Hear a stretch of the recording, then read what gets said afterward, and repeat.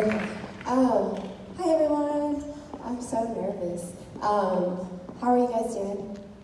Good. Awesome. Are you guys all grade levels, freshmen, sophomore, juniors, seniors? Are the seniors up? Yeah. Are any of you guys going to UT? No?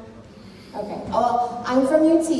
I am a student at the University of Texas at Austin. I am a junior there, a third-year psychology major, minoring in sociology, and I have a certificate in ethics and leadership in healthcare.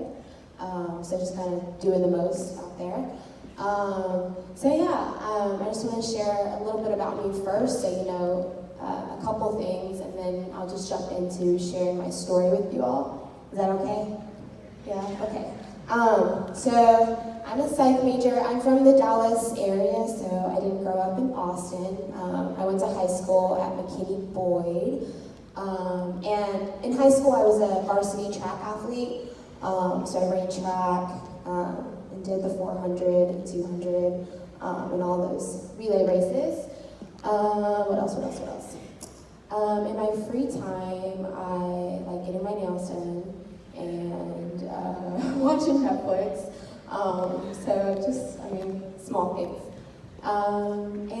So at UT, I am a fitness instructor, so I teach exercise classes at the gym, and I am also a resident assistant. And so my job essentially is to live in the dorms and to be a guide, a resource, a friend for my peers who are also living in the dorm.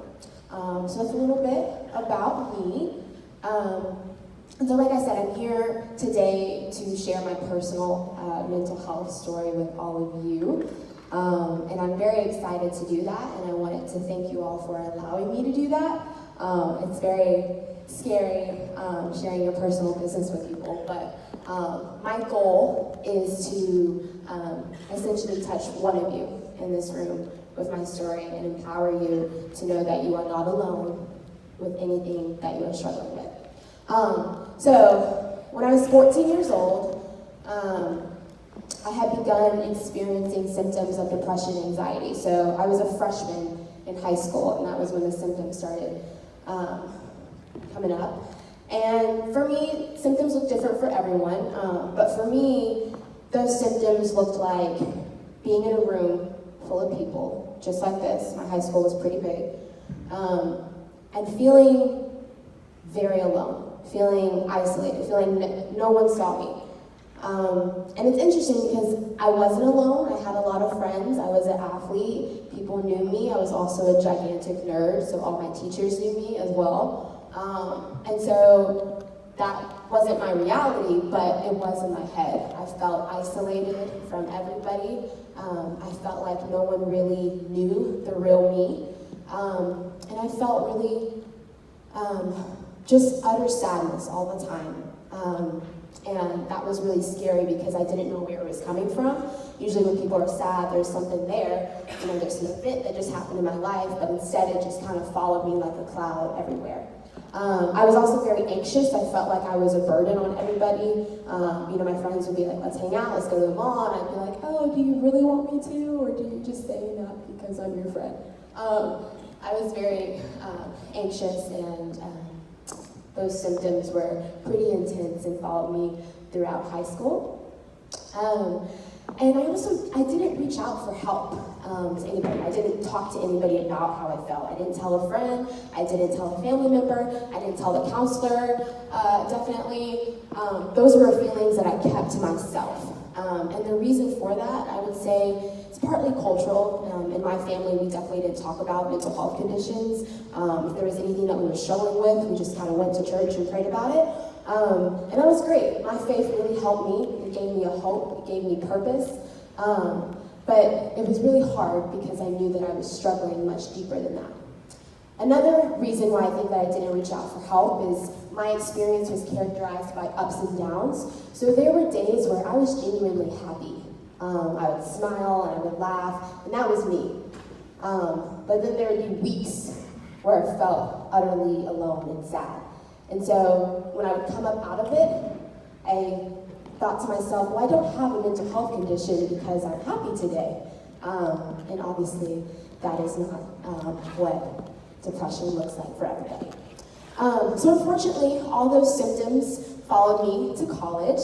I was very naive. I thought, I'm going to UT, I'm getting out of Dallas, where I grew up. It's going to be a new me.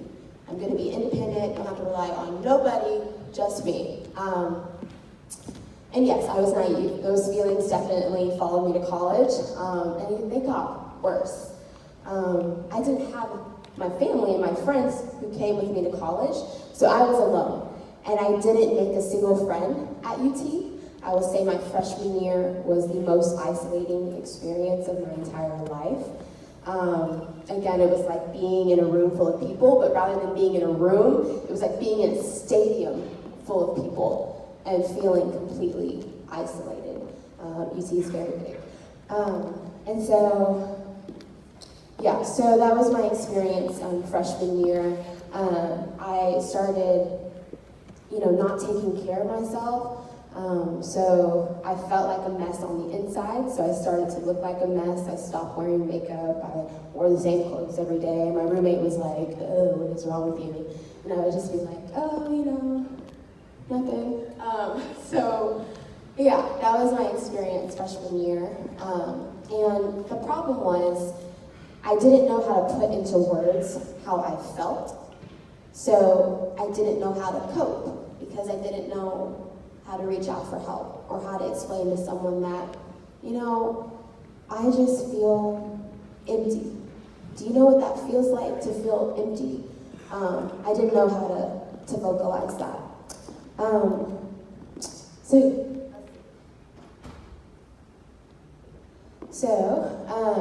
Unfortunately, freshman year ended, and I was like, okay, I'm gonna stay here, I'm not gonna give up. I have a 4.0 GPA, clearly I'm still doing okay.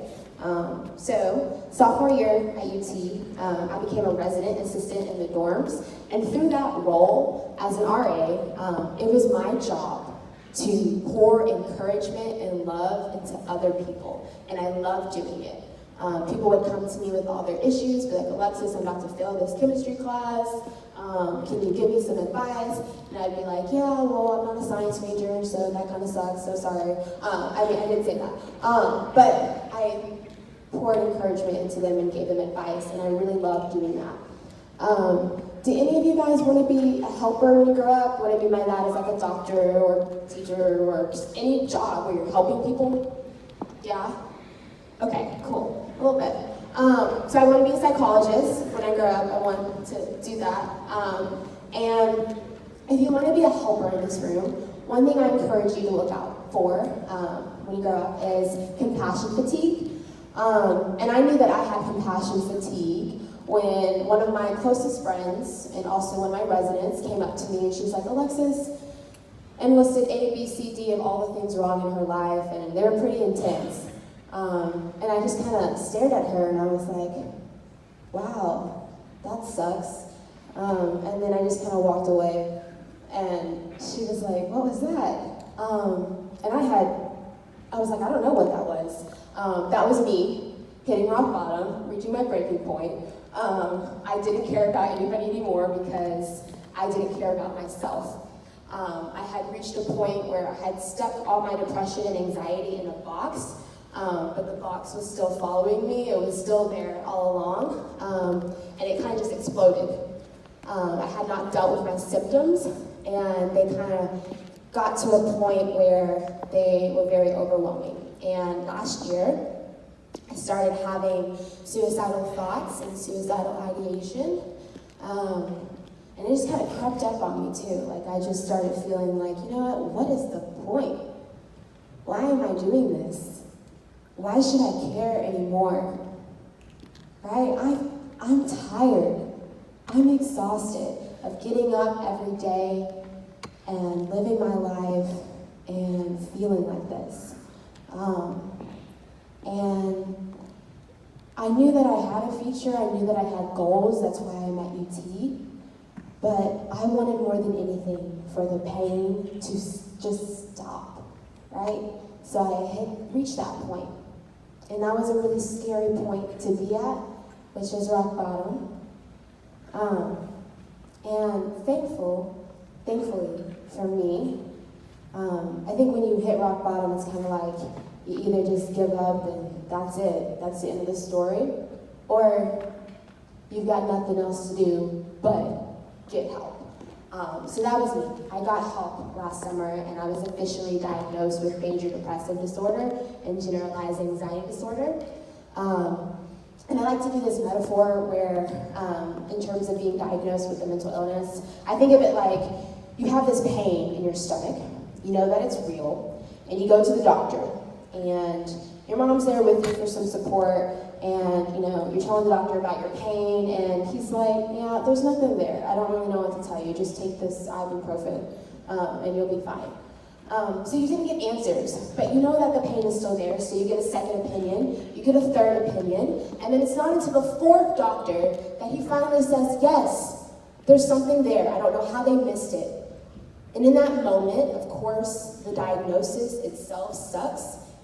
He tells you something scary that you're living with for the rest of your life, but he says, I can offer you treatment for it. And although the diagnosis is scary, you feel validated, you feel heard. And that's what it was like for me being diagnosed with a mental illness, is I felt validated for the first time in my life. And so, quickly, I want to share with you guys kind of what helped me once I got diagnosed. And I will say what helped me was acceptance and perseverance. So I saw 3 to 4, I think it was about 4 counselors before I found the one that I liked, before I found the one that actually we have a working relationship, and that took perseverance. I was like, I don't know, you're not it, I should just give up. But I kept searching. And also practicing positive coping strategies, so challenging the negative thinking patterns in my head. A lot of times in my head it's like, you are so alone, Alexis, but I have to say out loud, no, I am not alone. I have people who love and care about me. And I sometimes have to write that down. Sometimes I'm in my head thinking I'm a failure, I'm never going to amount to anything, and I have to say, no, you are doing the very best that you can, and that is enough. So that helps me too. So I teach exercise classes, that picks up my mood. I love doing that. That is a positive coping strategy for me, which is really important. And just other things like that, and just making sure that I stay present in the moment. And I want you guys to know that recovery is not linear. I still have depressive episodes in my life. I still have panic attacks frequently. But recovery just means that I get back up faster, I get back up sooner. It doesn't mean that it's the end of the world if I'm having a bad week. It just means that this is my experience and I'm gonna be okay. And I hold on to that, and so that's really important. And so I encourage you all to make sure that you are looking out for one another and making sure that you are being a support system for one another. I really wish someone would have noticed that I was struggling and would have been like, Alexis, I want to be there for you. Let me help, right? So you have the power to change someone's story. And I know some of you can relate to my story. I know some of you can empathize with my story, and that's great. And I just want to encourage you to know that you are not alone. I want to encourage you to know that I promise you it gets better. And that I'm very thankful today to be here speaking with all of you. I want to encourage you to celebrate the small successes in your life. When I get out of bed in the morning, that is a success, because sometimes it's really hard. When I hang out with my friends and I don't feel like a burden, that's a success. Speaking to you today in front of all these people is a success. And all I wanted when I was 14 years old was for someone to tell me that I'd be okay, was for someone to tell me that I'd be here advocating for mental health, and that it gets better. And so I encourage you to hold on to that. And I just want to thank you for listening to my story.